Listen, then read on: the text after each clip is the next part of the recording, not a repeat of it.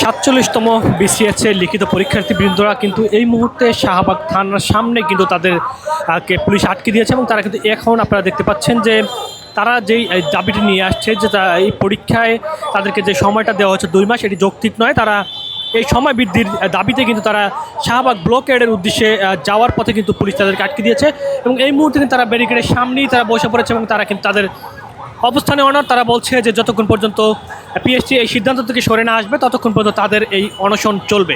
আপনারা সবাই অবগত আছেন যে পূর্ববর্তী বিসিএসগুলোতে 6 থেকে 7 মাস সময় দেওয়া হয়েছে ন্যূনতম, এবং ম্যাক্সিমাম সময় দেওয়া হয়েছে 15 মাস 46তমতে। বাট আমাদের 47তম পরীক্ষায় সময় দেওয়া হয়েছে মাত্র 2 মাস।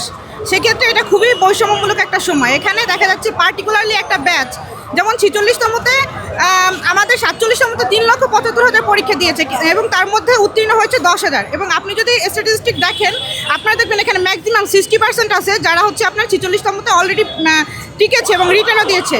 ওই একটা 15 মাস ধরে যারা প্রিপারেশন নিয়েছে আর আমরা যারা 50 দিন ধরে প্রিপারেশন নিয়েছি তাদের সাথে ফাইট করা তো সো টাফ। এটা খুবই বৈষম্যমূলক, অবাস্তবিক এবং খুব অযৌক্তিক।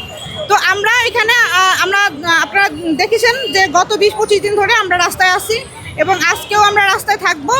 আজকেরটা আমাদের অনেক ম্যাসিভ আকারে আমরা একটা ব্লকেট করব, যদি কারণ আমাদের ভাইয়েরা এখন শহীদ মিনারে অনশনরত আছে, তারা প্রায় 72 ঘন্টা ওভার হয়ে গেছে, তাদের অবস্থা খুবই আশঙ্কাজনক।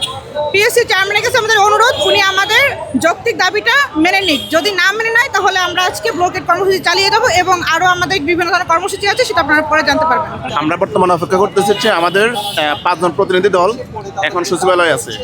তো আমরা আশা করতেছি পিএসসি এর মধ্যে আমাদের একটা যৌক্তিক সিদ্ধান্ত দিবে, আর যদি আমাদের উপর কোনো অযৌক্তিক সিদ্ধান্ত চাপাই দেয় সেক্ষেত্রে হচ্ছে আমরা যারা এখানে অবস্থান করতেছি আমরা এই ব্রিগেডটা ভেঙে আমরা শাহবাগ যা ব্লক করবো।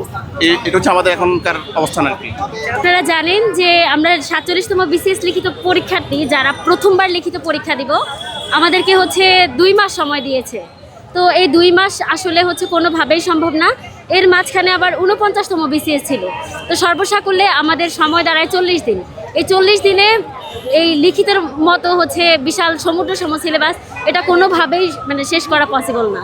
তো এই জন্য আমরা চাচ্ছি আমাদেরকে একটা যৌক্তিক সময় যেন দেওয়া হয়, যেন অন্তত আমরা সিলেবাসটাকে একবার শেষ করতে পারি।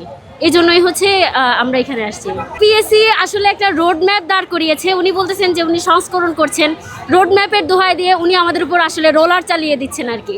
এই রোলারের বলি হচ্ছে আমরা, বা উনি আমাদেরকে পাঠা বানাতে চাচ্ছেন এই সংস্কারের দোহাই দিয়ে আর কি। এখন যা আসলে হচ্ছে যে 24-এর যে বৈষম্য খেলাটা হচ্ছে, যে আমরা ভেবেছি যে 24-এ বৈষম্য শেষ, সেই 24-এর বৈষম্যই আবার আমাদেরকে দিয়েই হচ্ছে শুরু হচ্ছে। ছাত্র উপদেষ্টারা আসলে হচ্ছে বলছেন যে আমরা আশা করেছিলাম যে ওনাদের মাধ্যমে সকল বৈষম্য শেষ হয়ে যাবে, কিন্তু সেই ছাত্র উপদেষ্টারাই এখন বৈষম্যটা আসলে আমাদের সাথেই শুরু করেছেন। তাহলে এই ছাত্র উপদেষ্টারা কোথায়? পুলিশ আমরা তো জানেনই যে হচ্ছে আমাদের জুলাই অভ্যুত্থানে হচ্ছে পুলিশের একটা বেপরোয়া ভাব ছিল বা স্টুডেন্টদের উপরে। এখন পর্যন্ত পুলিশের যদি এরকম বেপরোয়া ভাব থাকে, যদি আগের মতো হচ্ছে 2024-এর যদি পুনরাবৃত্তি করতে চায় তাহলে কিন্তু আবারই আজকেও কিন্তু 5ই আগস্ট, আজকেও কিন্তু হচ্ছে 5 তারিখ, মাসের 5 তারিখ। তো ওই 5ই আগস্টের যদি পুনরাবৃত্তি করতে চায় তাহলে কিন্তু খুবই খারাপ হবে। এখন হচ্ছে আমরা শান্তিপূর্ণভাবে আন্দোলন করছি, এখনও কিন্তু হচ্ছে আমরা কেউ লাঠিসোঁটা বা হচ্ছে আমাদের কাছে কোনো ডিল টোল এগুলো কোনোরকমভাবে হচ্ছে পুলিশের গায়ে আমরা হাত তুলি নাই বা হচ্ছে আমরা চড়াও হই নাই। পুলিশ যদি আমাদের উপরে চড়াও হয় তাহলে পরিস্থিতি আমরাও হয়তো কঠোর অবস্থানে যাবো আর কি। আমরা তো একটা যৌক্তিক সময় যাচ্ছি। সেই যৌক্তিক সময়টা কি? যৌক্তিক সময়টা হচ্ছে যে আগে যত বিসিএস হয়েছে তারা ন্যূনতম 6 মাস সময় পেয়েছে। তারা যদি ন্যূনতম 6 মাস পায়, আমাদের তো কমপক্ষে 4 মাস হইলেও পাও না। এমনকি তারা স্বীকারও করেছে যে তারা নাকি 50তম বিসিএস থেকে নাকি তারা 3.5 থেকে 4 মাস সময় দিবে। তাহলে 47-এ কেন হচ্ছে মাত্র 2 মাস সময় দিতেছে? আপনারা শুনছেন তারা যেমনটি বলছে যে তারা কিন্তু আসলে বৈষম্যের শিকার, এই বৈষম্য থেকে তারা রেহাই চান এবং তারা কিন্তু ওই সময় বৃদ্ধি চান এবং পিএসসি তাদেরকে যেই সংস্কারের কথা বলছে সেই আসলে তারা এটিকেও কিন্তু বৈষম্যের তারা বলছে তাদেরকে কিন্তু আসলে এই সংস্কারের কথা বলে কিন্তু তাদেরকে আসলে আরও একটি বিপদের দিকে ঠেলে দিচ্ছেন, এমনটি কিন্তু তারা বলছে এবং তারা কিন্তু আসলে পিএসসি এই সিদ্ধান্ত থেকে সরে না আসতে তাদের আন্দোলন চলমান রাখবে, এমনটিও কিন্তু তারা বলছে।